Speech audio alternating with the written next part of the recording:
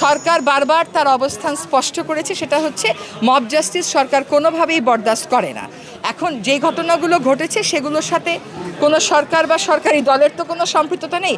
যখনই mob justice ঘটছে, অন্তত গত ৩-৪ মাস আপনারা দেখেছেন যে যেখানেই খবর পাচ্ছি সেখানেই আমরা আসামিকে গ্রেফতার করেছি এবং কোনো আসামি আর বের হতে পারছে না। নানান সংস্থার নানান রকম কুটকৌশল এবং অদক্ষতার কারণে এই সিইটিপি কখনো কার্যকর করা হয় নাই।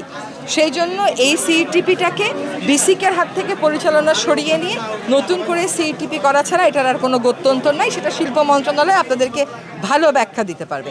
আমার পক্ষ থেকে আমি যেটা করতে পেরেছি সেটা আমি করেছি। আমরা আসলে যেগুলো অবৈধ তার বিরুদ্ধে এইবার জোরালো অভিযান হয়েছে কি হয় নাই এটা বলেন।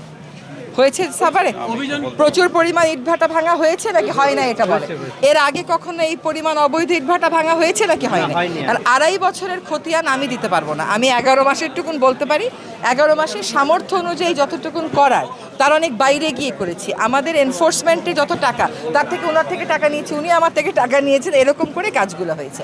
আপনি যদি 204টা ইটভাটা, আপনার বক্তব্য হচ্ছে এগুলো যে জায়গাটায় করার নিষেধ সে জায়গার মধ্যে পড়েছে, তারপরেও এগুলোকে লাইসেন্স এবং ছাড়পত্র দেওয়া হয়েছে।